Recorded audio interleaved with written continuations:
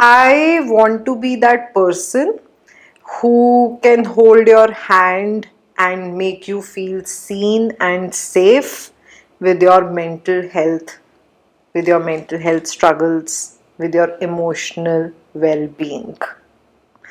आप सबका स्वागत है मेरे पॉडकास्ट में। Welcome guys to my podcast blunt with K. मैं हूँ कोमल, आपकी लाइफ कोच। आज की वीडियो है मेरे लाइफ लेसन्स के बारे में, लेकिन before we get into that, आप जानो मैं कौन हूँ, क्या करती हूँ और मेरे साथ एक कनेक्शन बनाओ। सबसे पहली चीज़ तो मैं यही बोलना चाहूँगी कि लाइफ लेसन्स हमारे हर साल, हर महीने, हर क्वार्टर चेंज होते हैं। कुछ भी ऐसा हो सकता है जिससे हमारे लाइफ लेसन्स चेंज हो सकते हैं। तो मैं इस वीडियो के बारे में सबसे पहली बात यही बोलना चाहती हूँ कि जब मैं ये लाइफ लेसन्स लिखने बैठी हूँ उस टाइम पे ये निकल के आए हैं, उस टाइम पे ये मुझे सबसे इम्पॉर्टेंट लगे हैं और बहुत सारे में से मैंने इनको शॉर्टलिस्ट किया है आज की वीडियो में रखने के लिए। मेरे हिसाब से हम हर रोज़ बहुत सारी चीज़ें सीखते हैं, नहीं सीखते हैं तो बेवकूफ़ बनते हैं, सीखते हैं तो अच्छी बात है। तो कुछ चीज़ें मैंने सीखी हैं जो मुझे लगता है कि आज आपके सामने रखनी चाहिए। ये चेंज होती रहती हैं ज़िंदगी के साथ, ज़िंदगी के फेजेस के साथ। मौसम की तरह लाइफ लेसन्स भी चेंज होते हैं। आज के लिए ये लाइफ लेसन्स हैं। रिसेंटली ये वीडियो मैं शूट कर रही हूँ बिफोर टर्निंग 34, बट आप देखोगे व्हेन आई ऑलरेडी टर्न 34। फ़र्क क्या पड़ता है वैसे?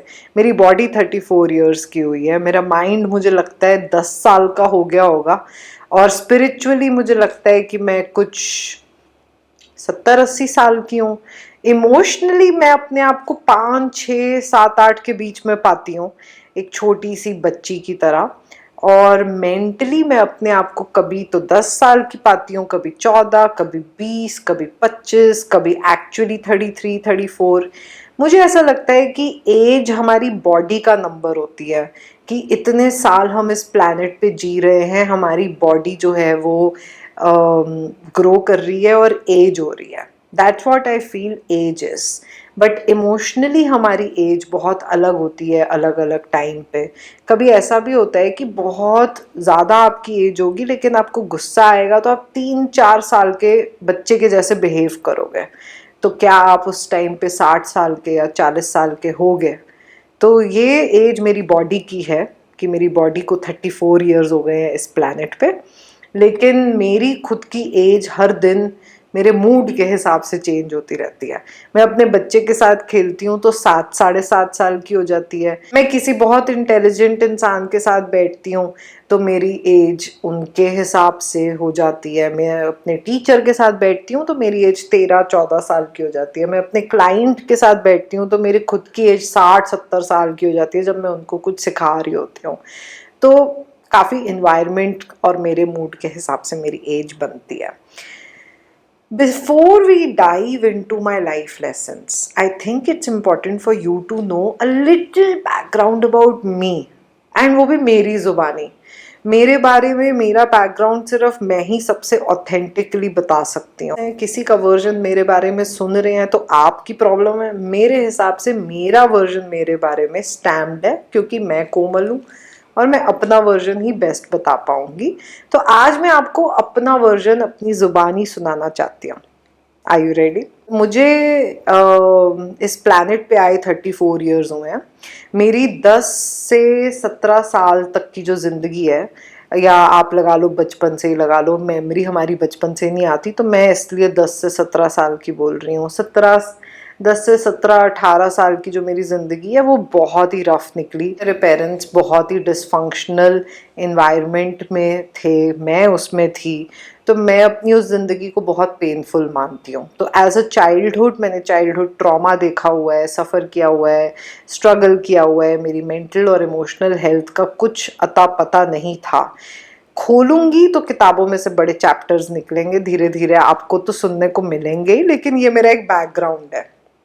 17 साल की उम्र में मेरे पेरेंट्स का डिवोर्स केस शुरू हो गया, तो मैंने 17 साल की उम्र में कोर्ट के बारे में सुन लिया था, Indian court, law, divorce, separation.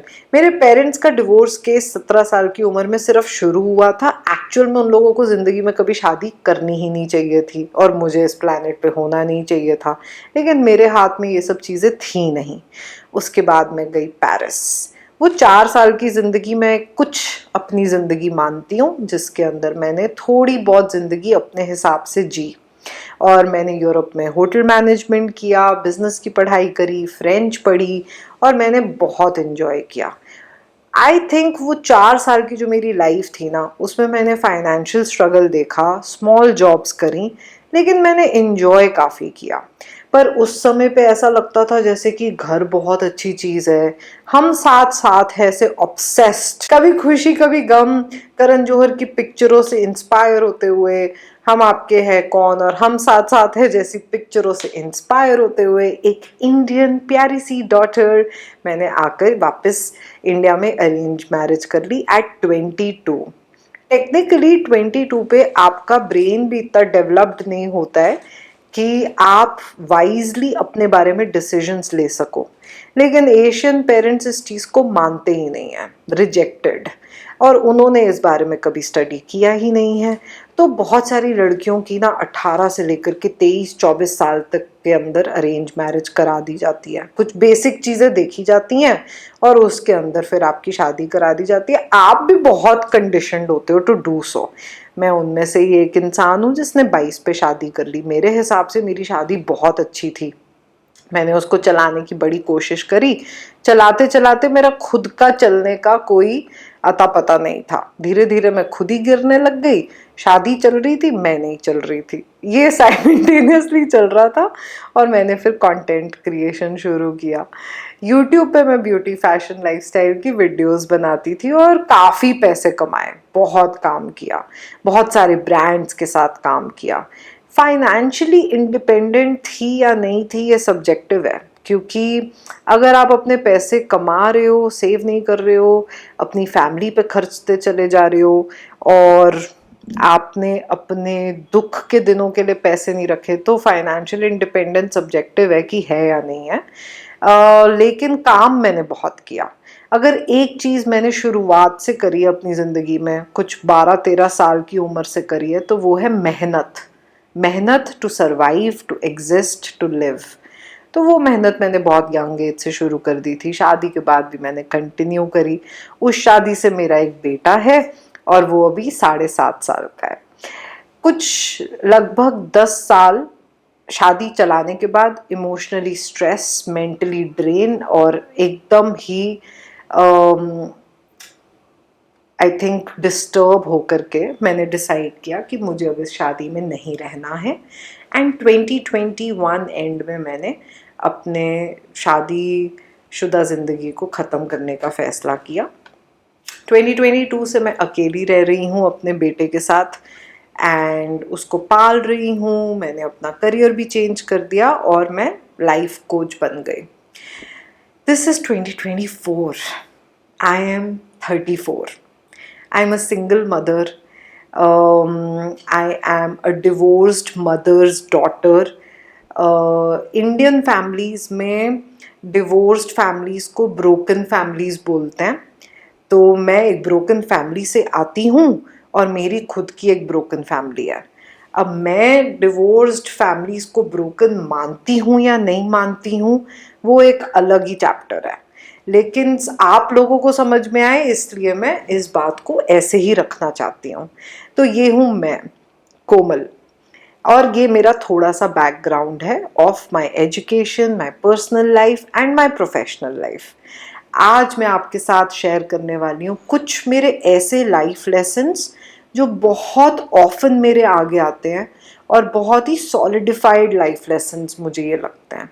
मुझे ऐसा लगता है कि ये लाइफ लेसन्स आप 10 साल के हो या 15 साल के हो या 20 साल के हो, 25 के हो, 30 के हो, 40 के हो, 50 के हो, आप किसी भी एज में इन लाइफ लेसन्स को अप्लाई कर सकते हो। तो शुरू करें। सबसे पहला लाइफ लेसन तो मैं यही रखना चाहूँगी कि failure is not your permanent term or label to have. You will fail in many things and you will fail in some things. You already are failing in certain things you have no idea about. Failure is not the opposite of success, it's part of it. It's very important to remember कि अगर आप एक failure नहीं बनना चाहते हो तो आपको बहुत बार फेल होना चाहिए, आपको बहुत बार इस वर्ड से अपने आप को नॉर्मलाइज कर लेना चाहिए, इस एक्सपीरियंस से नॉर्मलाइज कर लेना चाहिए. बाय द वे, 7th और 6th में तो चलो मेरी कंपार्टमेंट आई होगी, 8th 9th 10th 11th 12th काफ़ी फेल हुई हूँ मैं. मैरिज भी फेल्ड है, पेरेंट्स की मैरिज फेल्ड है. एज एन इंसान फेलियर वर्ड के साथ बैठने में मुझे बहुत मज़ा आने लग गया है. पॉडकास्ट चलेगा कि नहीं चलेगा ये फेलियर और सक्सेस की कैटेगरी में मैं नहीं डालती हूँ. मुझे इस समय पे शूट करने में कितना मज़ा आ रहा है ना, that's my thing, that's what is giving me the kick. एक इंसान को भी अगर छू रहा है और मेरी क्रिएटिविटी को बहुत सक्सेसफुल फील करवा रहा है, that's my thing. I am not saying that don't chase numbers. I am not saying कि आपको टॉप ग्रेड्स नहीं लाने चाहिए.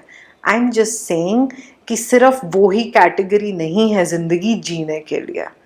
और फेलियर बुलाने में लोगों को बहुत मज़ा आएगा जिस दिन आपने एक्सेप्ट कर लिया that failing is part of life.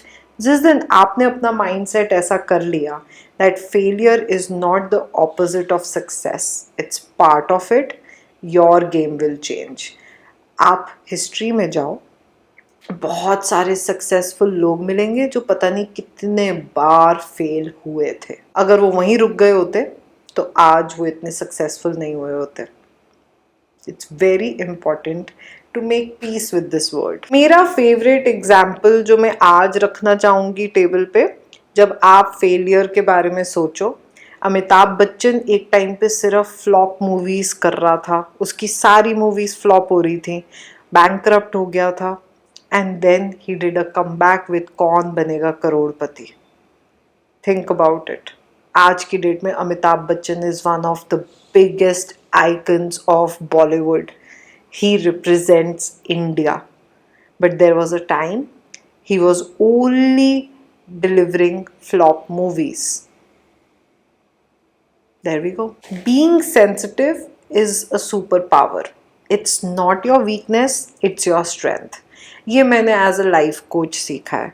सही करियर और सही फ्रेंड्स रखने के बाद मुझको ये समझ में आया है that being sensitive is a very amazing attribute, a very unique quality that you have. बहुत सारे लोग बदतमीज़ हैं, रूड हैं, बुली हैं, इमोशनली वर्बली एब्यूज़ करते हैं, इमेच्योर हैं, इतनी बड़ी बड़ी उम्र में छोटे बच्चों की तरह बिहेव करते हैं. इनफैक्ट छोटे बच्चे भी बहुत अच्छे से बिहेव करते होंगे, बेवकूफ़ हैं, वाहियात हैं. इमोशनली सेंसिटिव लोग बहुत ध्यान रखते हैं कि वो ये सब चीज़ें ना करें. It's a strength.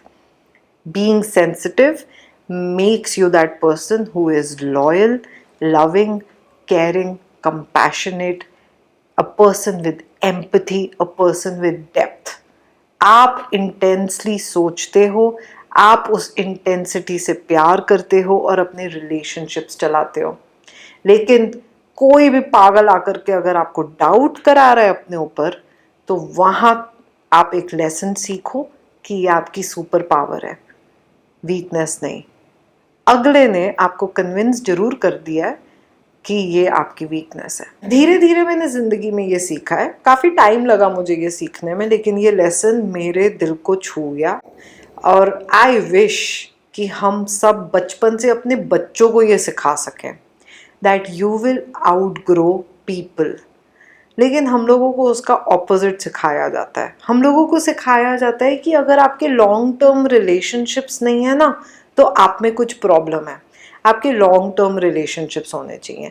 मम्मी मार रही है या पापा एब्यूज़ कर रहे हैं, पर वो मम्मी पापा आपकी लाइफ में चलने चाहिए. मम्मी पापा प्यार करें या ना करें, ये हम साथ साथ है की तरह ज़िंदगी चलनी चाहिए.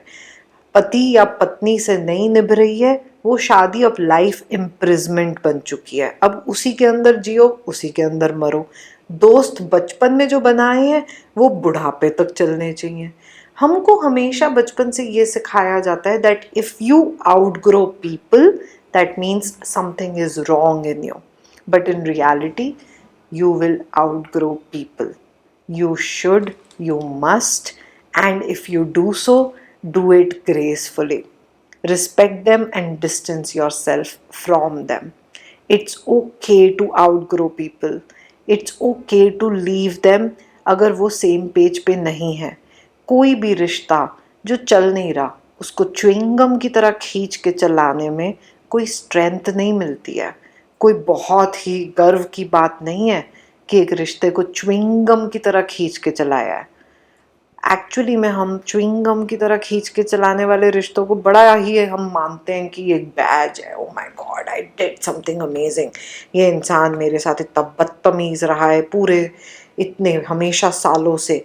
मेरे पास एक रजिस्टर है जिसमें मेरे पास हर एक चीज़ लिखी है जो उसने करी है, लेकिन मैंने ये रिश्ता चलाया है।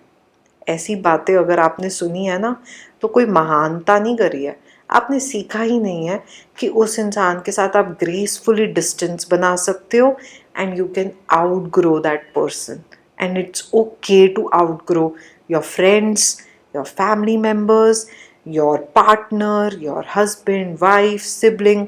The only thing important here is outgrow gracefully, outgrow with respect.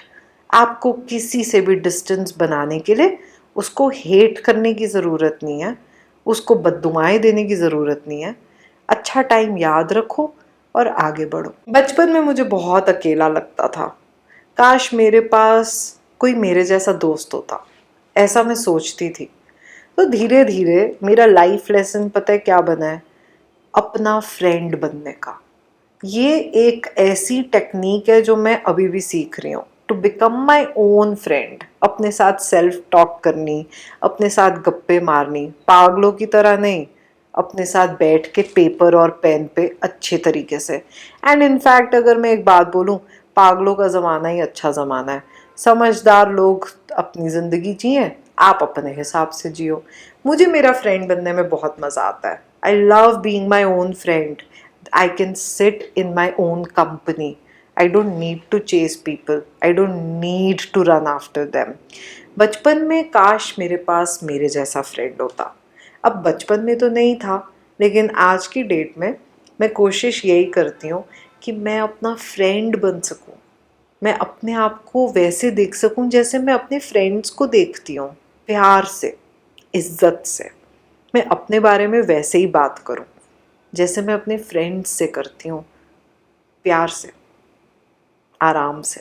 ये तो देखो मैंने ठोकर खा खा के सीखा है, बहुत भयंकर वाली ठोकर। ठोकर की लिस्ट छोड़ो, लेकिन lesson soon low. Don't trust people so easily.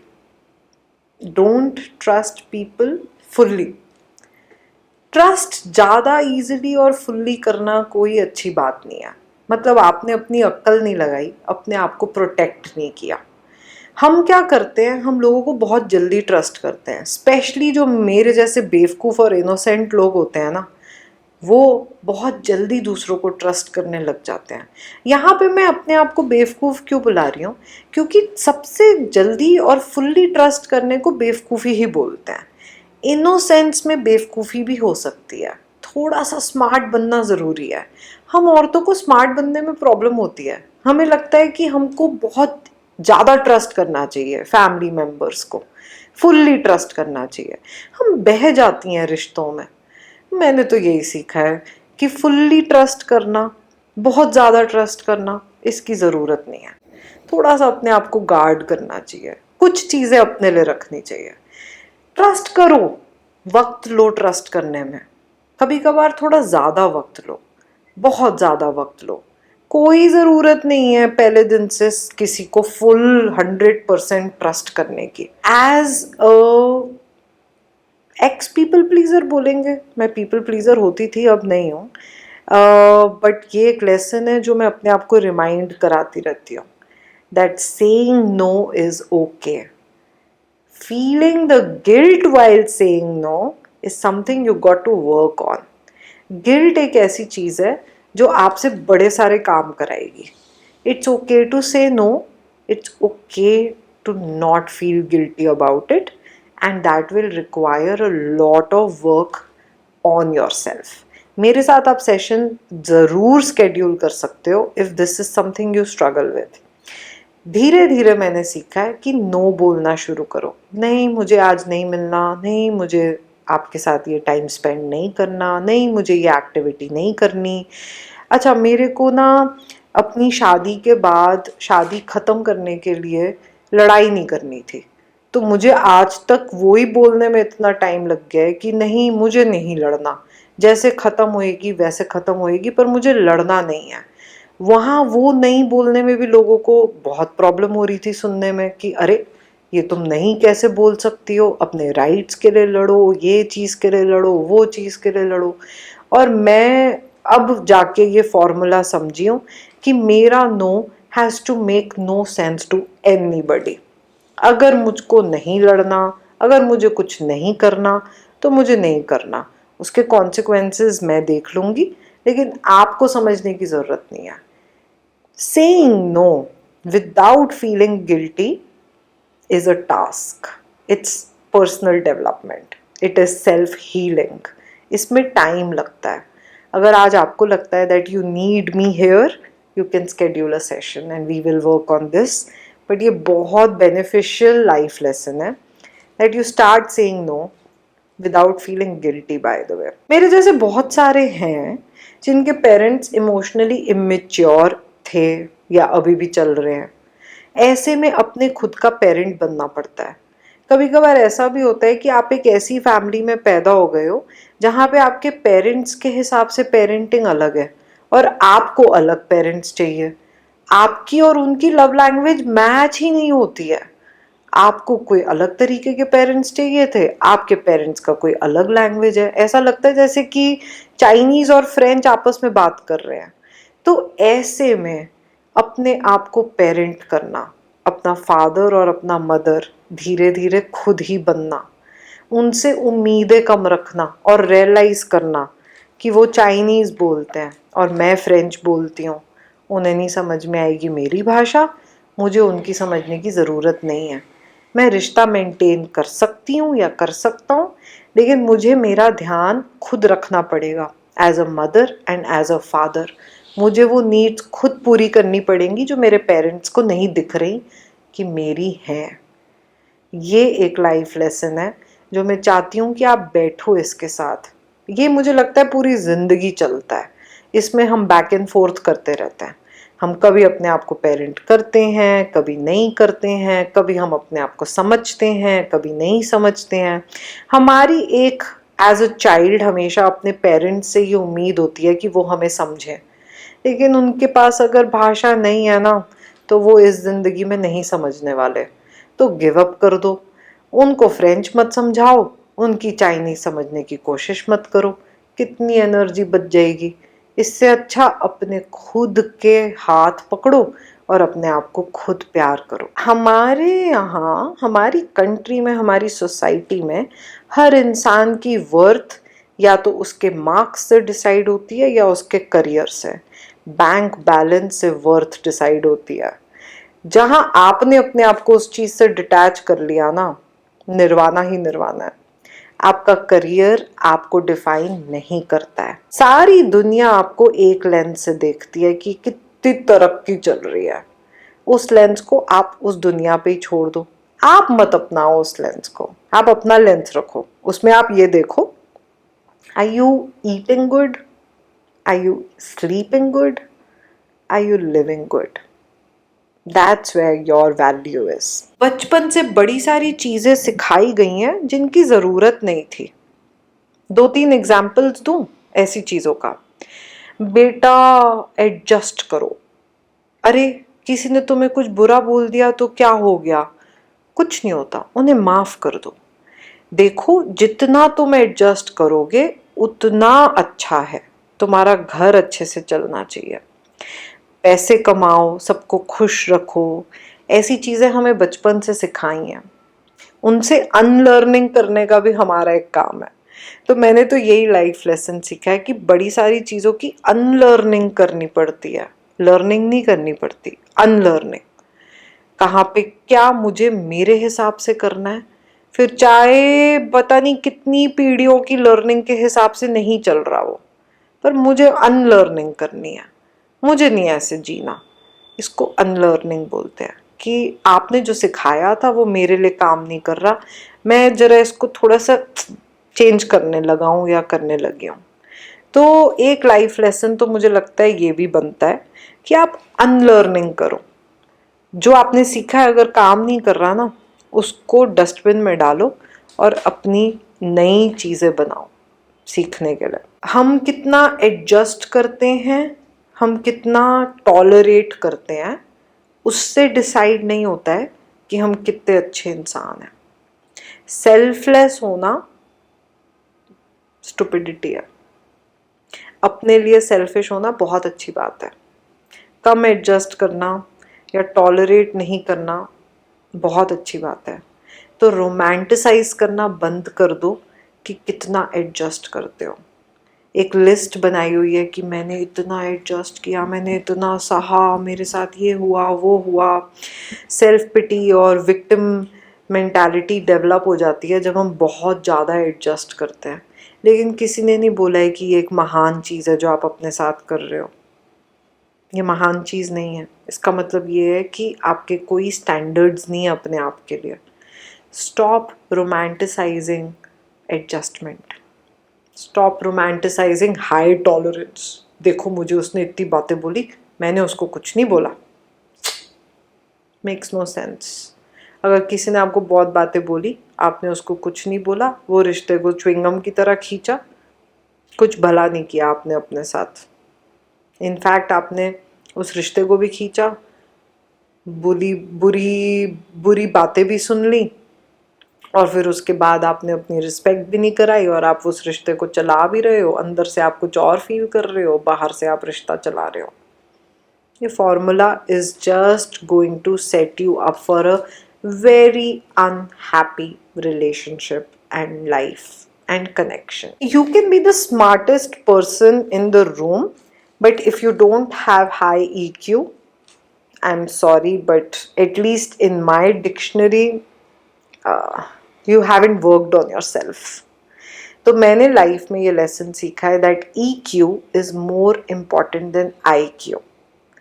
And ये मेरा मानना है, ये मेरा लाइफ लेसन है। मैं नहीं कह रही हूँ कि आप एग्री करो, सोच के देखो। बहुत सारे हाई IQ वाले लोग हैं, बड़े बदतमीज हैं, बहुत सक्सेसफुल हैं, बहुत रूड हैं, बुलीज। कॉर्पोरेट वर्ल्ड में चले जाओ, बहुत सारे मैनेजर्स मिलेंगे, स्टोरीज मिलेंगी जो कि बहुत ही सक्सेसफुल हैं लेकिन विद लो EQ।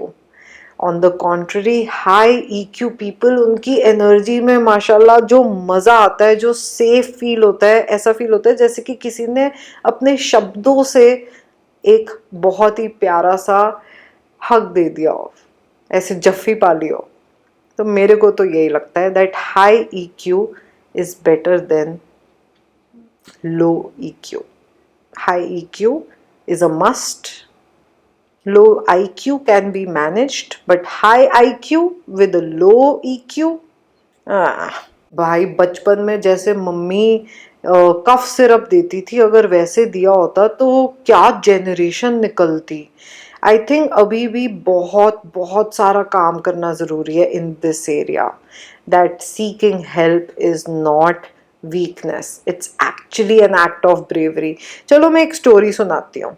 मैंने ना अभी तक कुछ 5-6 वर्कशॉप्स तो होस्ट कर लिए होंगे, ऑनलाइन ऑफलाइन। उसके अंदर और मेरे कुछ अबव 100 क्लाइंट्स तो हुए होंगे 2 साल की प्रैक्टिस में। उसके अंदर जो भी इंसान सेशन लेने आता है ना, वो अपने पे बहुत काम कर रहा है, लेकिन वो किसी ऐसे इंसान के साथ लिंक्ड है जो अपने पे बिल्कुल काम नहीं कर रहा। That person is refusing to go to therapy, that person is refusing to go for life coaching, for counselling. और जो इंसान सेशंस पे आ रहा है, मोस्टली वो बहुत इंटेलिजेंट इंसान है, बहुत हाई ईक्यू वाला इंसान है, सेल्फ डाउट में है majority of people. Seeking help is an act of bravery, because आप एक्सेप्ट करते हो कि मेरे को काम करने की ज़रूरत है अपने आप पे। बहुत सारे लोग तो वो कर ही नहीं रहे हैं। ये एक लाइफ लेसन है जो कि हम, आई विश हमको बहुत बचपन से सिखाया होता कि बेटा अगर ये नहीं हो रहा है ना तो हेल्प मांगो। हमको हेल्प मांगने में जो नाक कटती है, जो हमारी ईगो कटती है, जो हमें बुरा लगता है कि हमें हेल्प चाहिए, जबकि help is such an important thing. Without help I don't think so we can achieve so many things that we have. बचपन से लेकर के आज तक अगर किसी ने हेल्प नहीं करी होती तो आप यहाँ पहुँचते।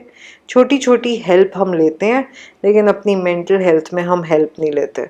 इतनी लाइफ में प्रॉब्लम्स चल रही होती हैं, लेकिन हम हेल्प नहीं लेते। I wish I would have learned this sooner. I wish children are taught this from a very young age कि 10 में से 10 स्ट्रेस पे हेल्प नहीं लेनी होती, और हेल्प एक स्ट्रॉन्ग इंसान लेता है because they take charge of their life. They accept that oh this is an area where I can use somebody else's expertise. ये तो मैंने चप्पल खा के सीखा है, ये तो मैंने ठोकर खा के सीखा है। अपने आप को रोते हुए ज़मीन पे लेट के देखा है शीशे में और सीखा है कि सिर्फ पैसा कमाने से नहीं होगा, अपना पैसा संभालना भी बहुत ज़रूरी है। अपना पैसा अपने लिए रखना बहुत ज़रूरी है। मैंने बहुत पैसा कमाया है, 1 रुपया अपने लिए नहीं बचाया फॉर टुडे।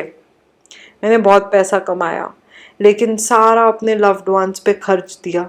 अपने ऊपर भी खर्चा, अपने लव्ड वंस पे तो ऐसे खर्चा जैसे कि बस उन पे मैं नदी बहा दूं पैसों की, क्योंकि मेरी लव लैंग्वेज ही यही थी कि पैसे कमाए हैं अब खर्च के किसी को बहुत लव्ड फील करवाओ। बेस्ट हॉलीडे पे जाओ, बेस्ट चीज़ें दो, बेस्ट चीज़ें खरीदो। और जिस दिन मैं प्रॉब्लम में आई, जिस दिन मेरी तबीयत ख़राब हुई, मेरा मेंटल हेल्थ ख़राब हुआ, मेरा करियर बंद हुआ, उस दिन मेरे पास सेविंग्स ही नहीं थी। तो सिर्फ पैसा कमाना इम्पॉर्टेंट नहीं है, पैसा अपने लिए सेव करना, अपने बुरे दिन के लिए सेव करना।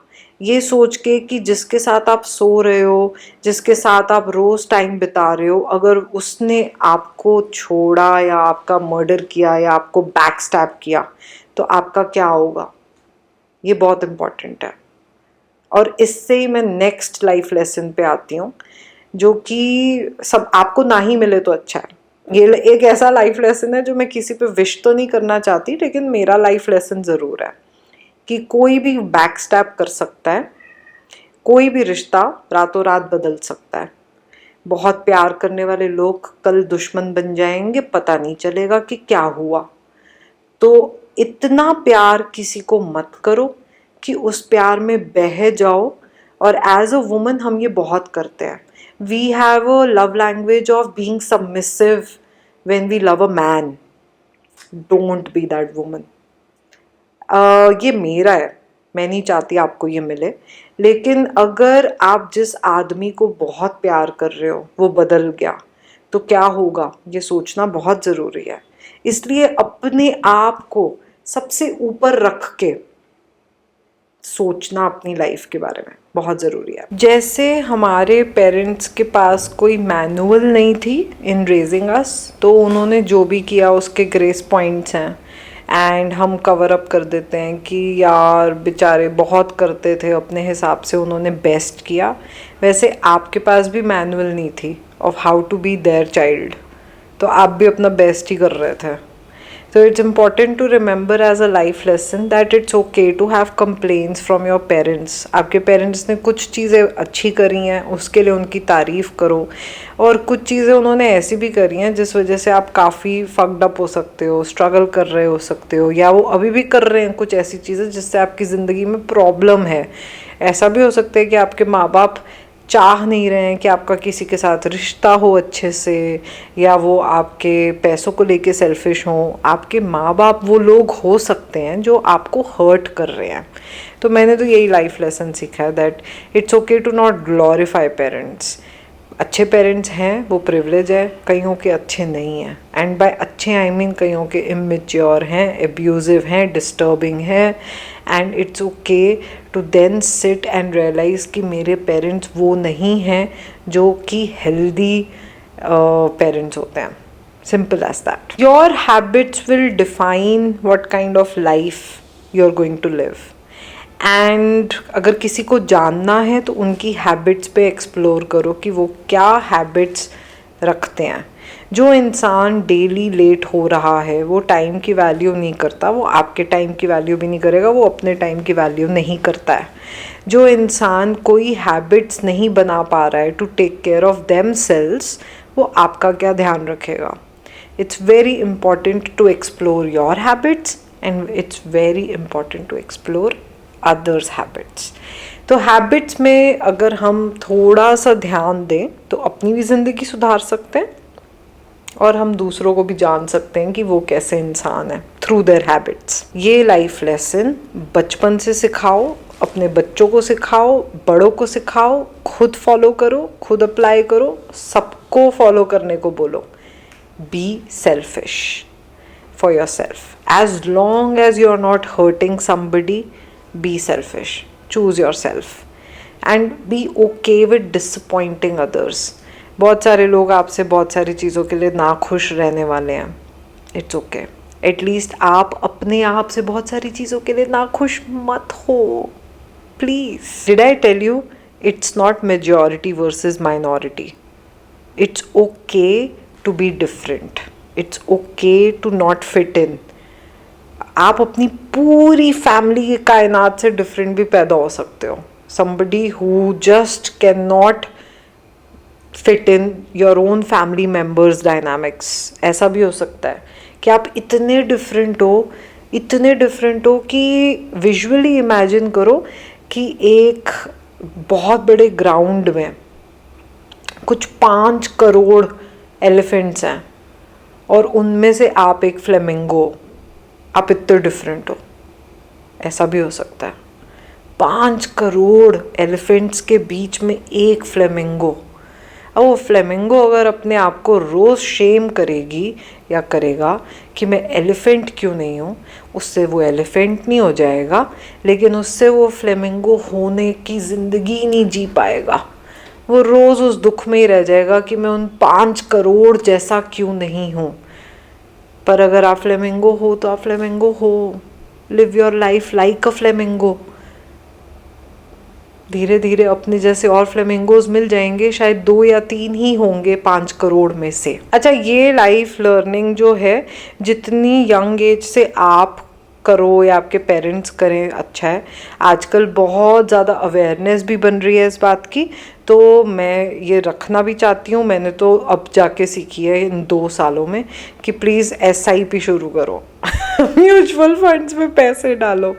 Make sure that your money is growing while you are sleeping. It is very important. It's also very important to make at least 2-3 income sources, चाहे उनसे आपको थोड़े थोड़े पैसे आ रहे हो।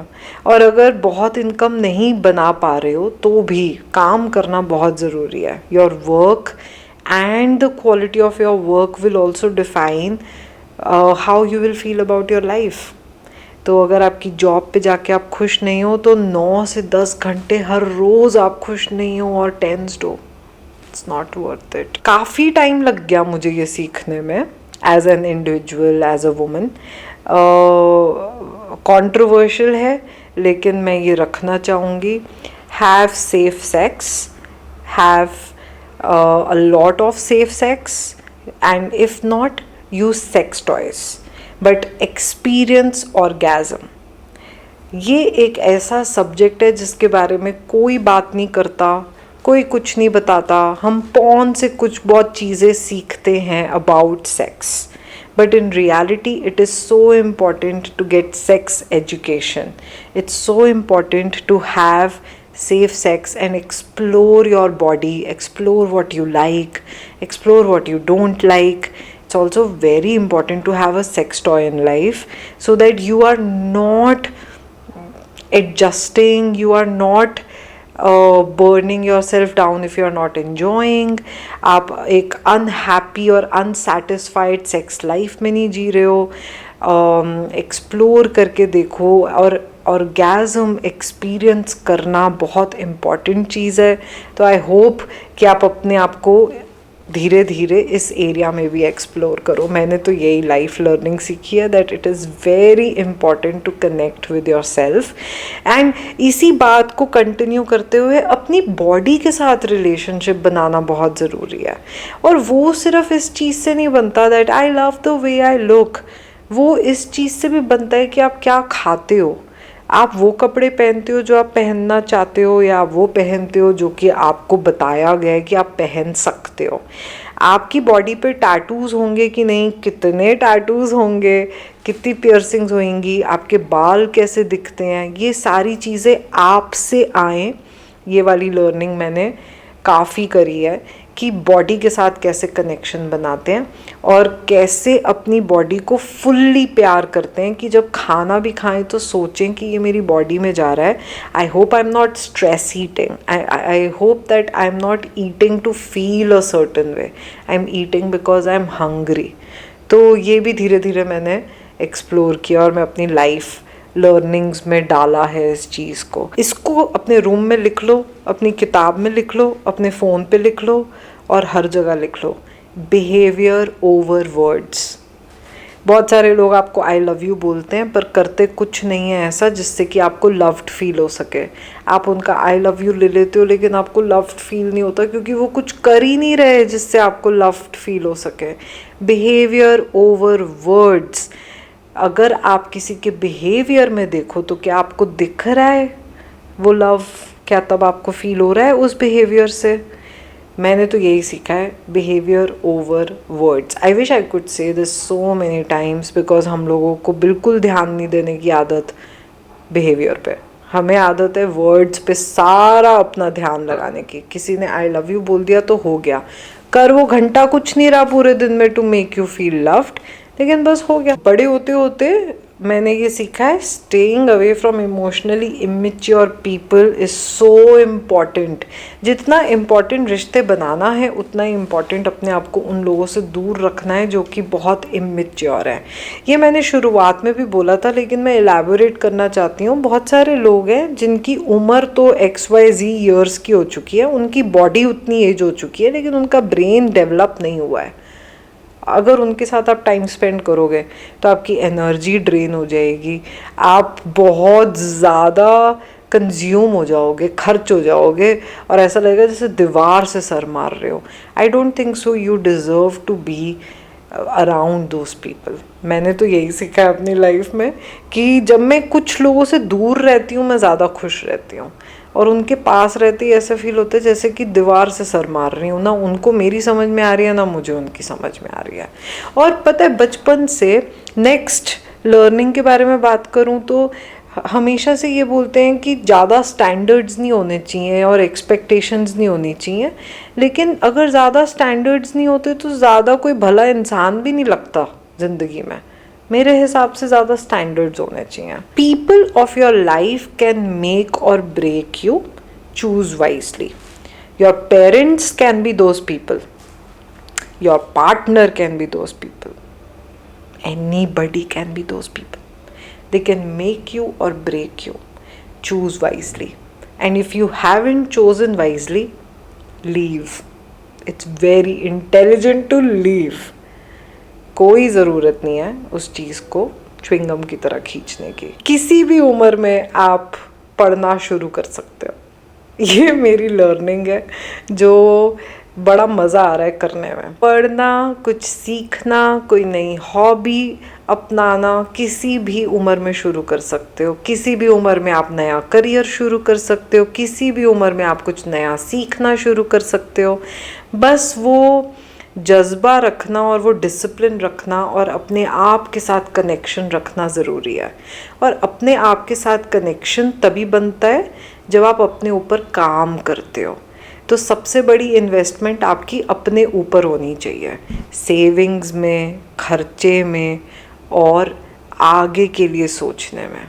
It should be you, you and you and then a little section of others. ये मैंने सीखा है और काफ़ी मस्त झिंगालाला लाइफ हो चुकी है जब से सीखा है। खुश लाइफ हो चुकी है, बैलेंस्ड लाइफ हो चुकी है। I am listening, reading, studying, staying quite, staying in my lane, enjoying my life, enjoying being alone, enjoying being with the people that are meant to be in my life. And yeah, I hope कि इसमें से कुछ चीज़ें आपको अच्छी लगी हों।